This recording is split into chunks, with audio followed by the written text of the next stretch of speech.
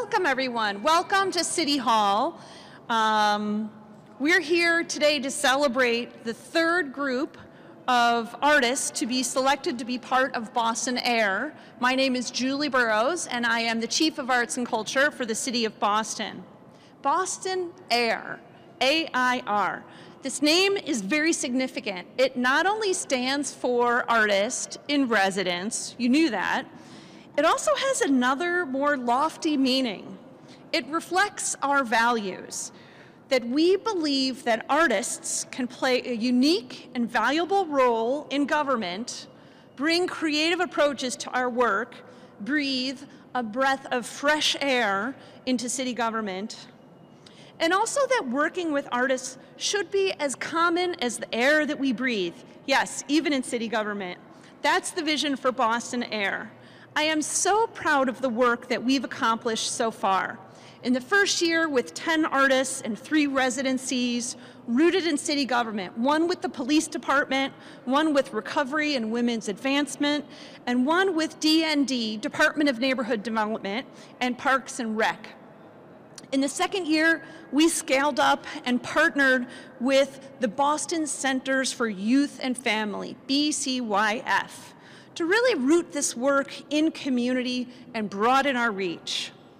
In this third year, we build on those successes and incorporate some very valuable lessons learned.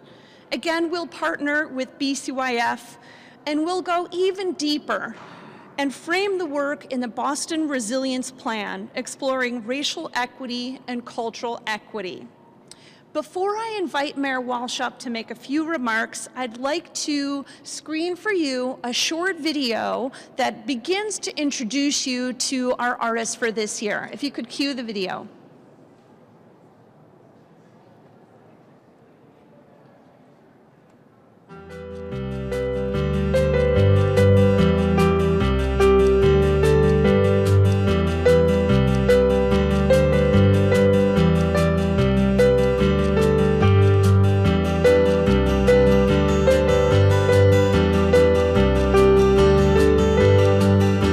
Kind of artist am I? I'm a hard-working artist. Let's put it like that. I usually make paintings, but I'm expanding into other things. I've always been interested both in dance and theater, but I began exploring dance theater when I was part of a dance theater company in New York. It was a hip-hop theater company called Ruby Theater Company, and I loved it because it was multidisciplinary, and that's the way that I like to work. My work is social justice oriented, so the pieces that I've created revolve around things that concern me, particularly when it comes to women or underrepresented populations. So I have done work on the issue of femicide on the border towns with Mexico and the United States. I did a piece on mass incarceration and how it impacts women in the community. The current work is about the colonial relationship between Puerto Rico and the United States. I'm an artist from Nepal, and I paint mindful mantras and I create murals out of them. I've done work all over the world, murals in the US, also in Asia, various cities. Most recently I worked on the Boston Underground Ink project, which is in South Boston, and I created a huge mural along with other very amazing artists. I also worked for Hub Week here a few months ago, so that was super exciting as well. I was the founding executive director of 826 Boston, which is a youth writing center in Roxbury's Eggleston Square.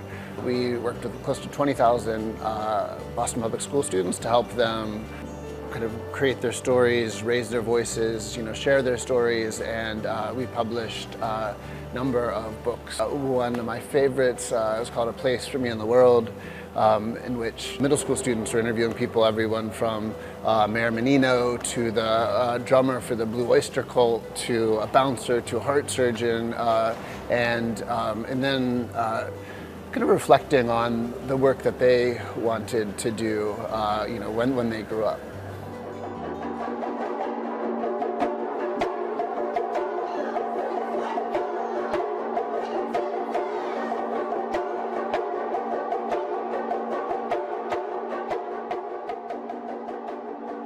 Taiko is a Japanese word that means drum. They're big drums that you play with big sticks. Taiko is an art form that's existed in Japan as a cultural art form for hundreds and hundreds of years. So the organization that I started 7 years ago is called the Genki Spark. It's a Pan-Asian multi-generational women's group.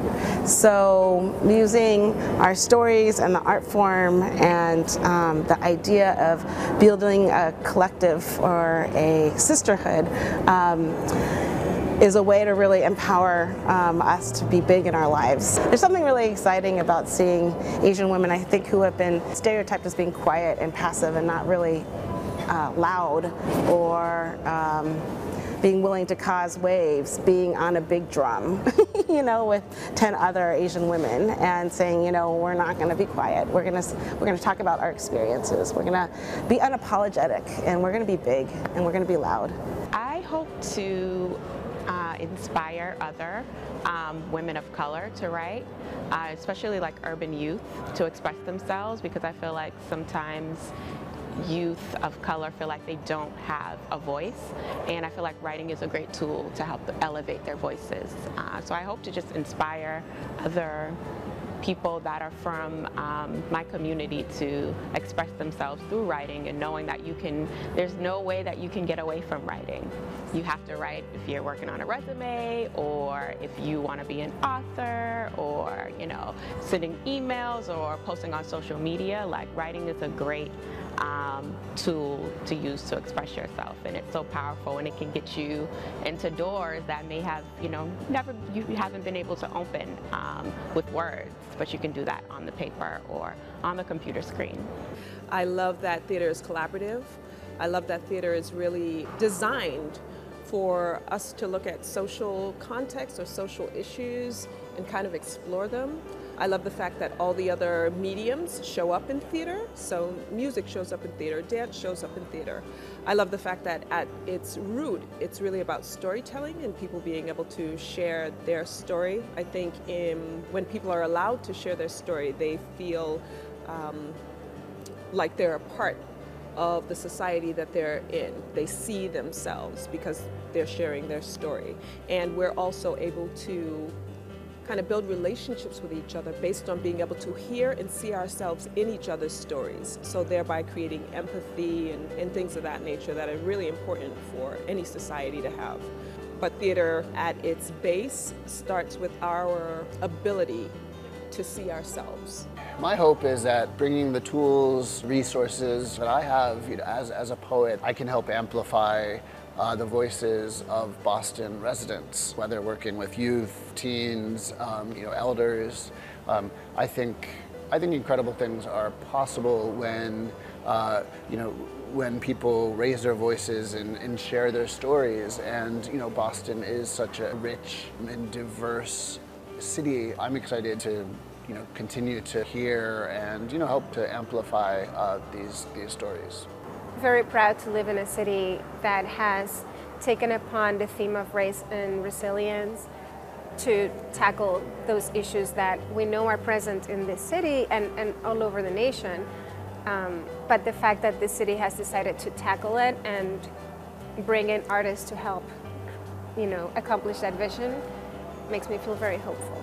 Art and social change, I couldn't be more excited about those two words in the same sentence. I mean, to me, every artist is trying to say something. They have a story to tell or a message to convey. And art and music in particular are great ways to bring people together across language, across difference. And the kind of art that I play was really about engaging people and having people try and play together. I think my main goal for the residency is to try to make art more accessible for people in the city, but also especially young people, because art is so important, and I want to kind of take the role of trying to make art more accessible. I think it would be really cool to see people stop and think about the different kind of artwork that all the Boston heirs are going to produce. As for my work, I hope to create some sort of a public mural. And so with that, I hope to get some conversations going, people asking questions and people talking to each other and kind of building a community around it. I think being a Boston Air means that I'm connecting with the city in a different way, connecting with city officials, but also people in the city through my art. So I think it's a really amazing opportunity. Being in a Boston Air artist-in-residence means everything to me. I feel like it came at a great period, just like where we are as a society. There's a lot of negative things that we see, you know, either when we pick up the newspaper or watch on the TV screen or hear on the radio, and it's really inspirational just to be a part of the change that we want to see in our city. I'm a Bostonian, I love my city. I think it's a great time to, you know, participate in something like this and actually help influence policy and just listen to what the community thinks and just kind of be that bridge between the government and the community. I would like it to look directly at racial equity. I know that we have an opportunity here. And so I want civic leaders to listen to us as artists and us as people in community. I want us to be reflective and look at the protocols that are there and figure out what's the best approach so that we can shift this. Historically, Boston has been known as a very racially traumatizing space. And I want to shift that idea about who we are as a city, idea about who we are as the people that live in this city, because we have what it takes to shift this. If people were at the root of creating it, then people will be at the root of dismantling it. Art is a catalyst for a lot of things. It can raise awareness. It can make people understand things differently. I don't think it feeds people and it doesn't clothe people, but it actually does inspire. You know, there's an interesting story about Henri Matisse, who was in Nice during the war. And someone said to him, "How can you make these beautiful paintings when France is at war?" And he said, "I want people to remember what life can be like." So that's part of what the artist's job is. Part of it is to critique what's happening, but also part of it is to remind us of what life can be like.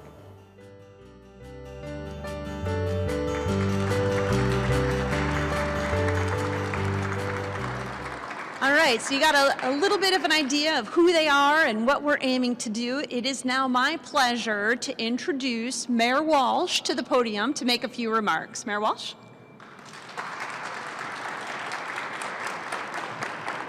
Thank you very much, Julie. And before I get into my formal remarks, I just want to thank the amazing artists that are here today, and congratulations. The excitement coming out of all of you is really incredible, especially this side. I know you're excited too, but they're wicked excited on this side of the room. So I want to thank you for bringing the excitement here to City Hall in your work. I want to thank Julie and her team, who've done an incredible job here in the city of Boston. Thank you, Julie. Karen Goodfellow, thank you, and your team as well.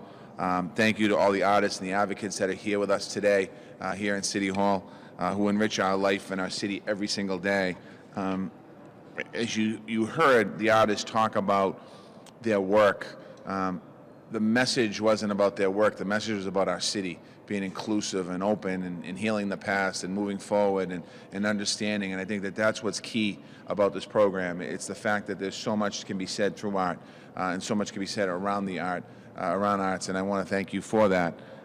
We developed the Boston Creates plan to share a better vision for arts and culture in our city and to restore Boston's status as a municipal arts leader. And you know, when you ask people about arts in Boston 4 years ago, 5 years ago, people say, "Oh, you're a great art city." And this really is, this program and many other programs are about getting down on the ground level where the artists, where you really can do some incredible work and be recognized for that work and be given assistance in that work as well. So I want to thank you all. Artists in our neighborhoods are making, what this program is doing is making arts more accessible in our communities. It's drawing upon the unique power of arts everywhere as we do in the city. 4 years ago, we talked, as I said earlier, people had questions. How do we weave art into governments? How do we display local artists in City Hall, and can we continue to do that? But it goes a lot deeper than all of that. It goes much, much deeper in that. And again, you heard in the conversation, that's what AIR is all about. We've already seen it in our addiction recovery services. to our community police relationships, and to our race and race dialogues, and dealing and working on and not ignoring racism. I'm thrilled to continue this work in our second term out of our Boston Center for Youth and Family Centers. We have them all over in every neighborhood in the city of Boston, so it's important that we can use those centers as an opportunity to really get to the people in the communities that otherwise might not know how to get to the city and how to get included in our arts program. So we're excited about that. This year, our focus on resiliency and racial equity. It's something that we are working towards on all of our policies and services. In the city, every time we talk about a policy or we talk about an issue, we talk about hiring, we talk about whatever it is in our city, we do it around the resilient and racial equity lens, and I think that's important that we don't forget that and we continue to move forward.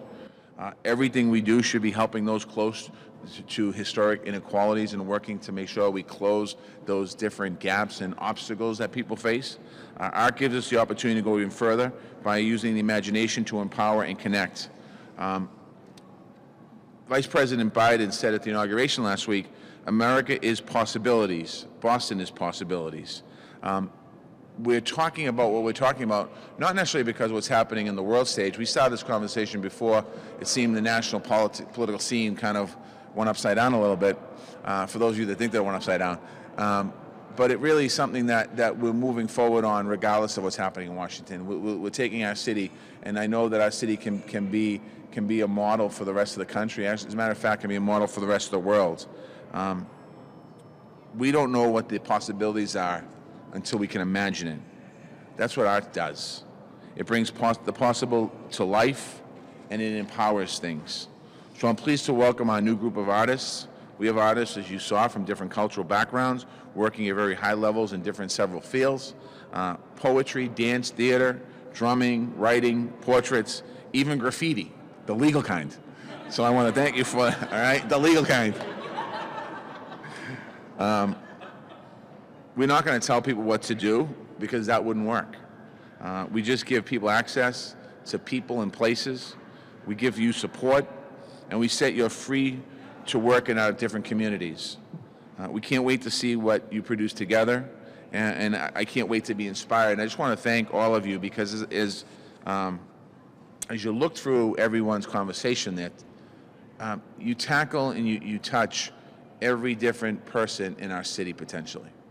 From our kids in our schools, and I appreciate that, to our young people that are expressing themselves through dance and poetry and different types of cultural opportunities. So I just want to say thank you, congratulations, we're excited. This is always an exciting day in the city of Boston and it's exciting even more so when I see the artists who came before you out in the community doing what they do because they are incredible. So I want to thank you for your work. I'm going to turn this back over to Julie. Thank you, Julie.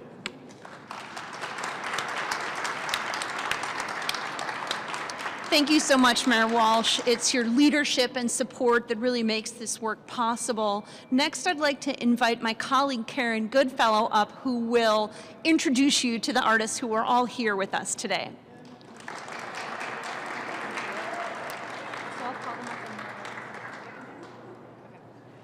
Hi everyone. I'm so happy to see you all here today. Thank you, Mayor Walsh. Thank you for your leadership.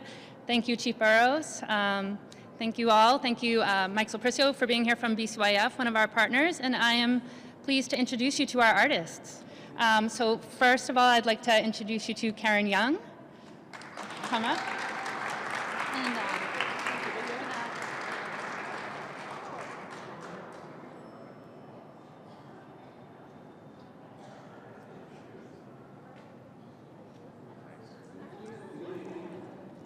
thank you.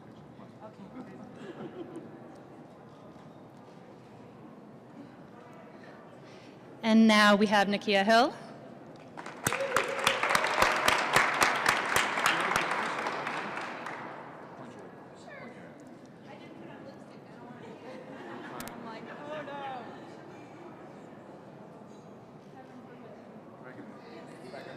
Okay, one more.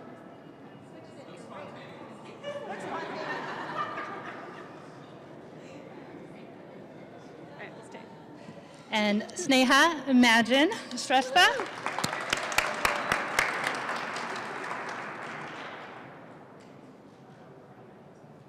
Put this down. Okay.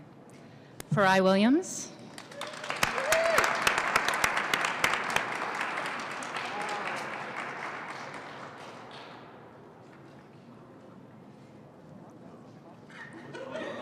get another one?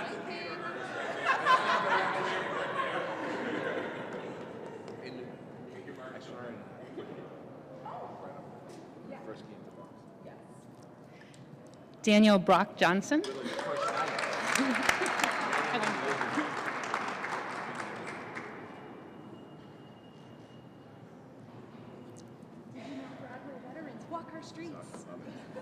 Marsha Perea.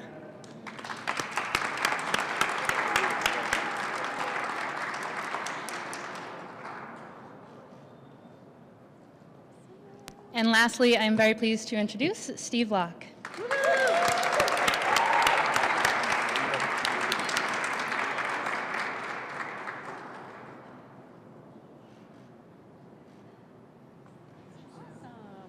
Thank you. I think that's it.